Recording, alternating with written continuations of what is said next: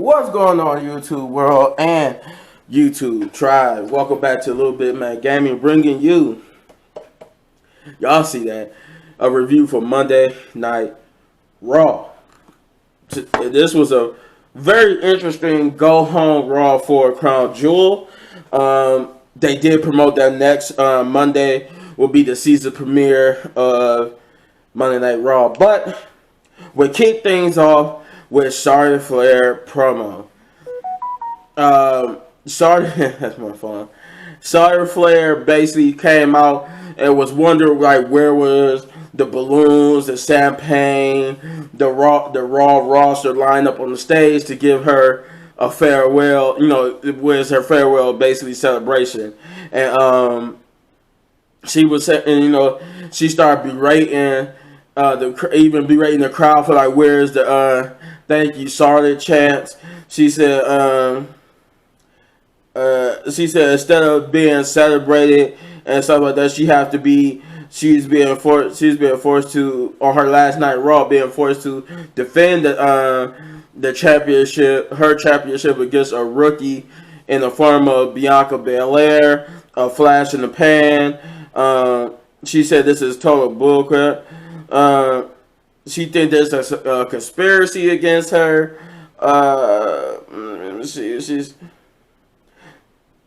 She said for one, Bianca Belair is not even officially on the Raw roster yet, and she said two, Bianca gets not one but two. I have my hands like this, but two title matches in the same week, and with the potential of becoming Bianca two belts.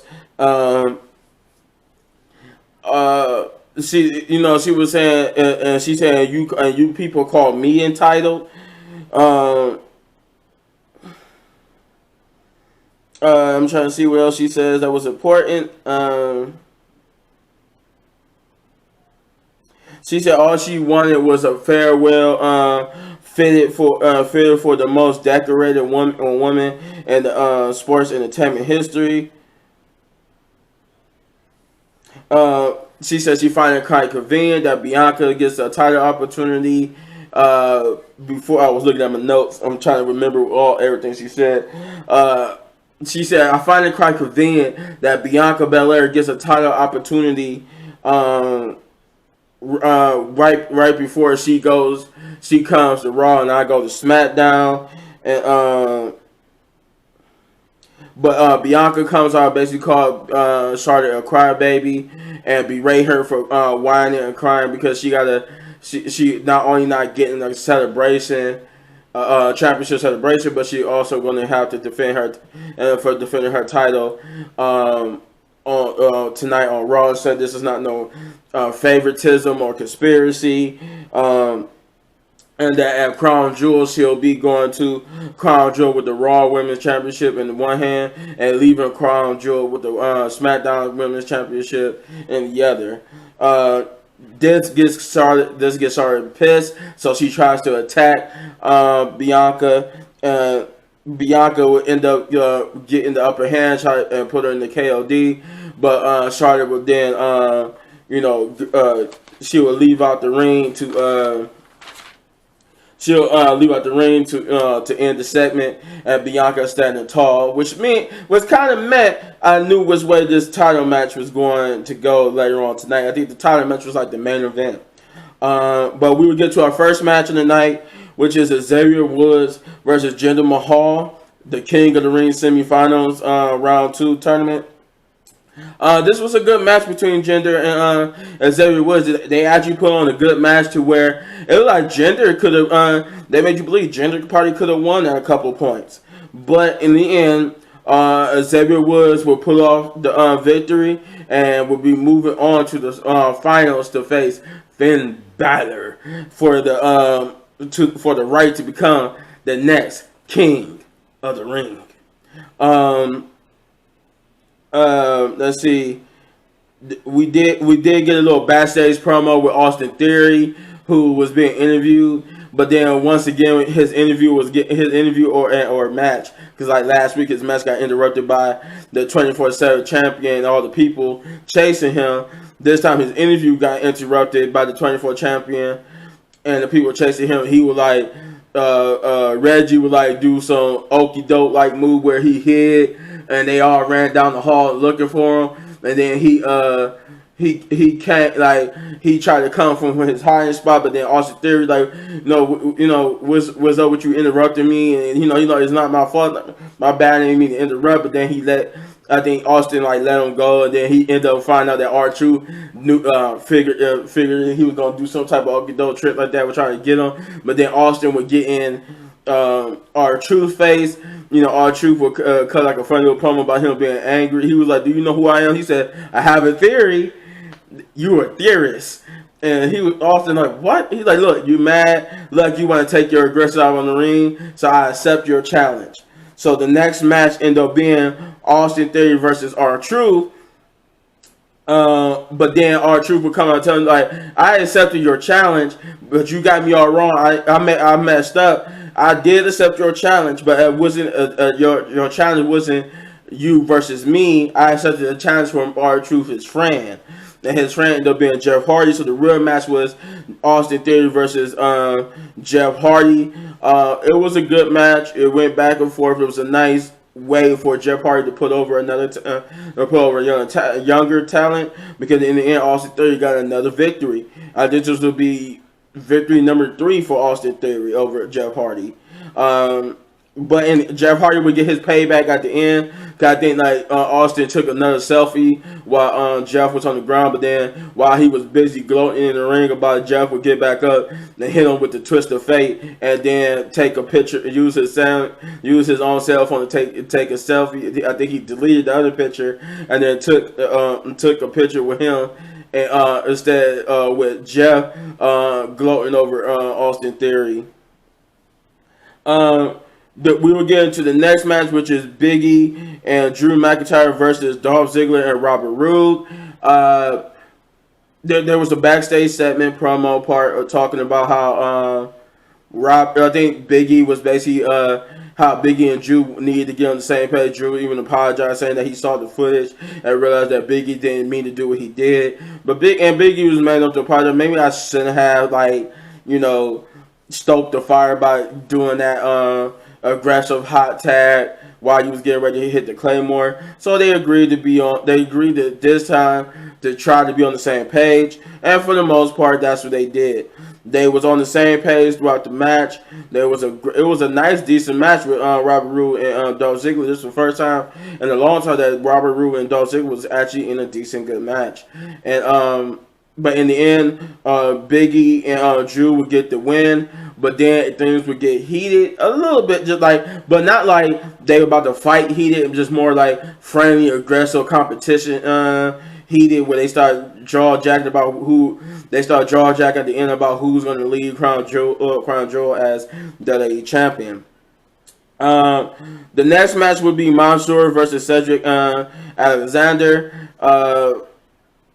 They revealed that at Crown Jewel it will be Mansoor versus Mustafa Ali.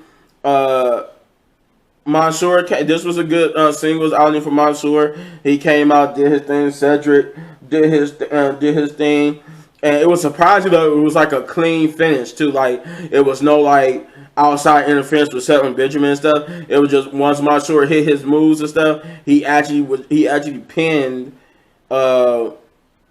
Cedric Alexander 1, 2, 3 clean without sitting something trying to get up on the ropes and cause a distraction or whatever.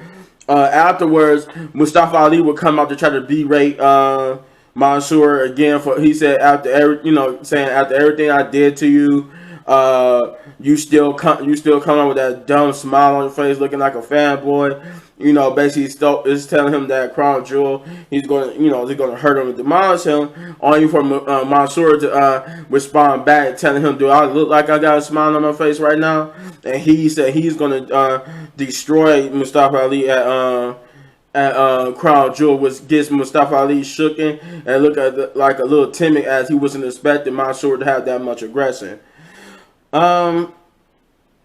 with that being said, we move on to Bobby Lashley and Goldberg promo with Corey Graves, like basically interviewing both of them like in real time. And Corey starts the interview with Goldberg by asking Goldberg about his about Bobby Lashley's response to his threats. But Goldberg's like, "Hey, I'm gonna stop you right there. Those he's like, I didn't what I said wasn't threats. Threats he tells Corey that threats is something that you might do. He said what I said to Goldberg, what I said to Bobby was promises, basically. He said because I said I'm gonna do what I said I'm gonna do, and that when I go to Crown Jewel, he said I'm gonna beat Bobby Lashley with an inch of his life and leave him there. And then Bobby Lashley responded by saying, what you just said on TV is basically threats of a man's life. And then he said, I was well within my rights to have the police, call the police and have them come arrest you, but that's not how the Almighty do things. He went on about, he said, like I told you before, you can't kill the Almighty, all that type of stuff. And then Goldberg's like, Bobby, stop. Do you really believe in all that crap? You're gonna just keep running your mouth, and Bobby's like, what, I'm gonna leave you with this, Goldberg. He said, basically telling him that at Crown Jewel, that at Crown Jewel is gonna end just the way SummerSlam ended, but without your family, but there won't be no family there to intervene and help you. I know he said that actually before that, but I forgot what he said at the end. But after he said, "I'll leave you with this," so I just put that as the ending of his comment. But then he said, we're finished, and Goldberg was like, yeah. He said, no, correction, we're done here. No, because Bobby's like, yeah, we're done here. After he said his statement, and then he's like, no, correction, we're done. When I said we're done at Crown Jewel, that's when we're going to finish it. That's when we're going to be done. He said, see you soon. Rest up. See you soon. Have a nice flight. Because I kill you Thursday, Bobby. Yeah, he yelled at the camera, and then to end that segment, then we'll get on to the next match, which the fifth match, which was RK Bro versus the Street Profits, and this was one of the matches. This was one or two matches, I think. Did any other match? I'm trying to figure out something. Nope. Okay. This was one or two matches that ended the way I hated the end, but it made sense, so I let it go. Well, I let this one go.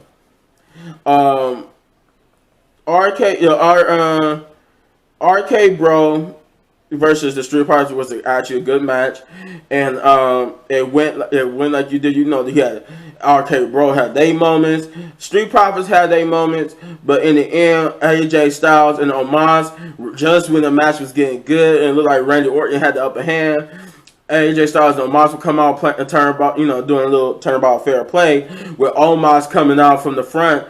And, AJ seeing, I was about to say everybody's name but Randy Orton. Randy Orton seeing that Omos is coming at him from the ring slowly. He like, wait a minute, where's AJ? Then he like, wait a minute, AJ probably trying to do what I did. So he turned around to see AJ doing just that. He did a phenomenal forearm on him, causing the DQ, giving RK Bro the victory thanks to DQ. But Omos and AJ will proceed to destroy, mostly Omos will destroy everybody ringside. I think Omos pretty much destroyed everybody. AJ Styles helped a little bit, but he pretty much destroyed both the Street Profits and RK Bro to stand tall. I let that one go because it made sense for their story. But not the next match, but the next match to have a DQ finish this night, that kind of I couldn't let go. But it wasn't this next match we're about to talk about, which is Shayna Baszler versus Doudrop, Queen's Crown semifinals tournament, with a surprise appearance by Zelina Vega, who watched the top of the ramp. with the crown, with the queen's crown and cape on her head, just watching in the crown, in the queen's chair. She will watch on as Doudrop and Santa Brother had actually a pretty good match. This is actually maybe the first time. I might be wrong, but this may be the first time Doudrop actually was in a good, impressive, very impressive match. Like, this was a good match between the two.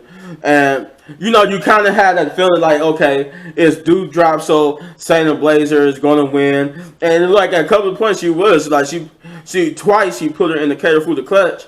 And it was like, okay, oh, dude, they did the Doudrop going to escape it the first time, but she's going to succumb to it the second time. And, you know, Shayna Baszler is going to move on to fight Zelina Vega. Surprisingly, that's how they did it.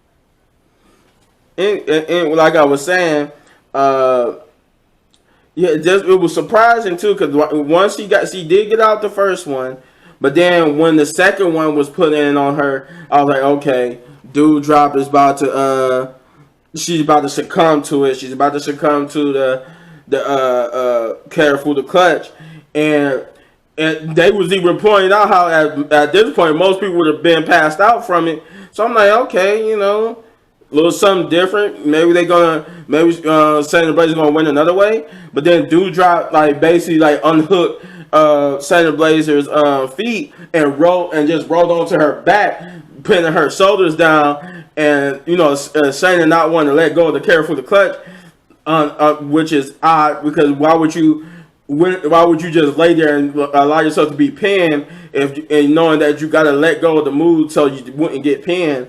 So it's either you let go of the move so you did not get pinned, or you hold on and just get pinned and lose like a dummy. But that's how they went with it. Doudrop would basically roll to her back, pinning Shayna Baszler while she was still inside the careful the clutch, and the referee would count 1, 2, 3. Doudrop is your winner, surprisingly winner, and she moves on to the actual.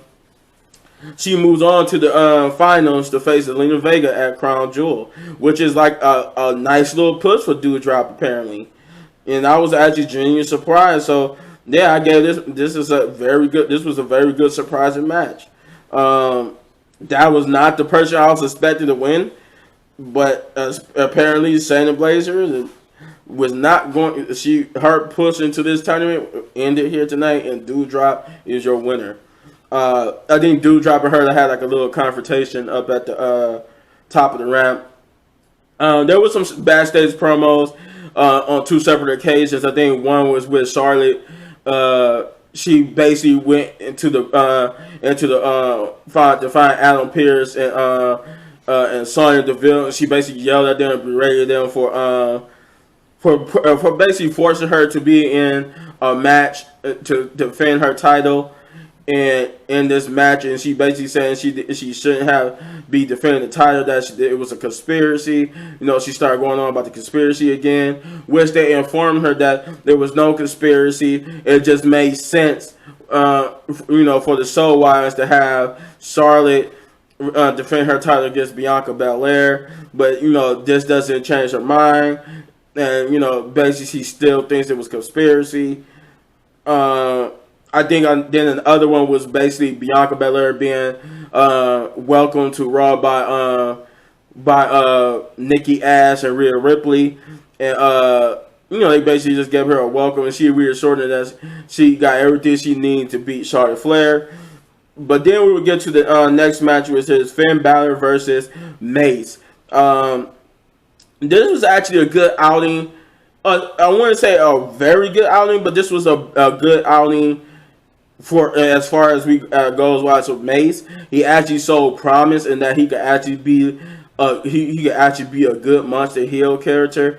It's a few stuff he may need to polish up on, but other than that, he actually was a good showing. It shows that he's working on his craft and trying to improve in the ring, and I actually want to see what they could do with him if giving him the proper screen time and writing. He could actually be a good monster heel. Like he could be a person that could be actually a good Intercontinental champion if given the right storyline. But in this, even though in this good showing match with Finn Balor would pick up the victory, and he would have this little confrontation. I forgot during the match that Xavier Woods was up top, just like Zelina Vega was. He was up at the ramp with the King's robe on, and had the scepter pointing and taunting Finn Balor while he was having his match. And then once Finn Balor won the match, he went up the ramp to have a confrontation with him. Like he pulled him down from where he pulled him down the little steps from where the chair was, and they were getting each other face. Kofi would come out and try to separate him, but then he would brush Kofi's hand to the side, and they were like, "Oh no, don't touch him because he'll drop you too." And they were like, yeah, keep talking. He's like, "Yeah, I like to talk." And that's what Xavier was. That's my favorite thing to do is talk. And and they basically was jaw jacking and said they'll see each other at Crown Jewel. We would then get to the main event, which was Bianca Belair versus Charlotte Flair for the Raw Women's Championship.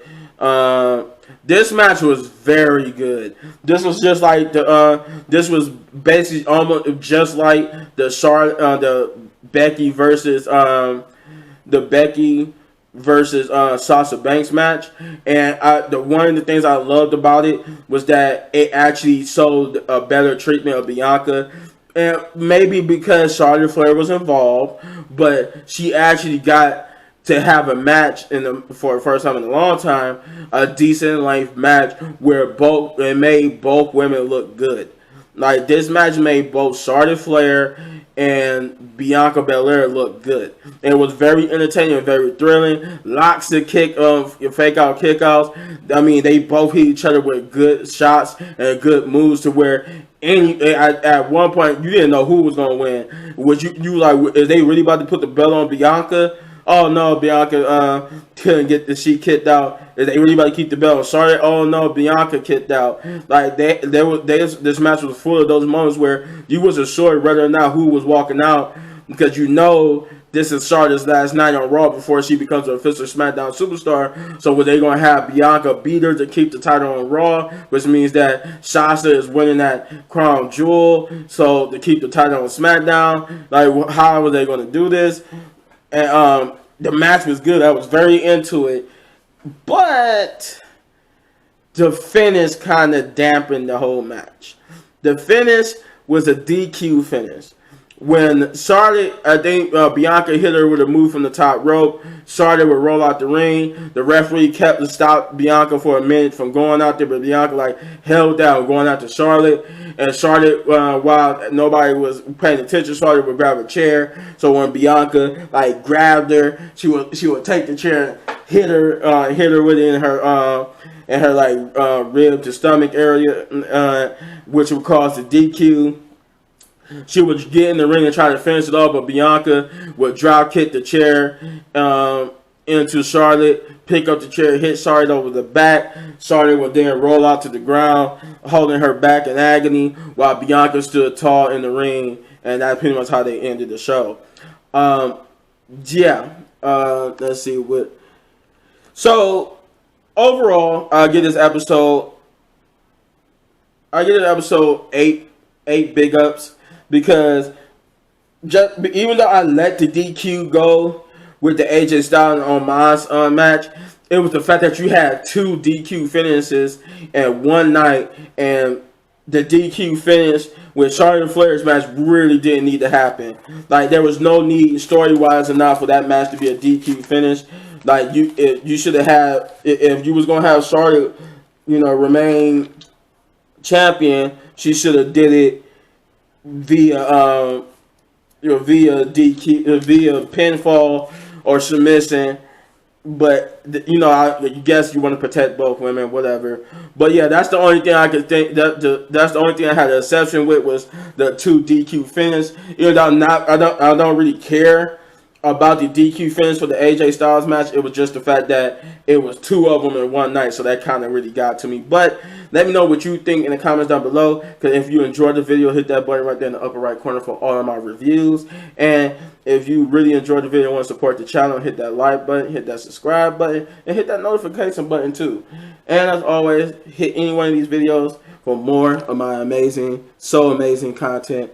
But yeah, I got more coming, so stick around and see you in the next one. Peace.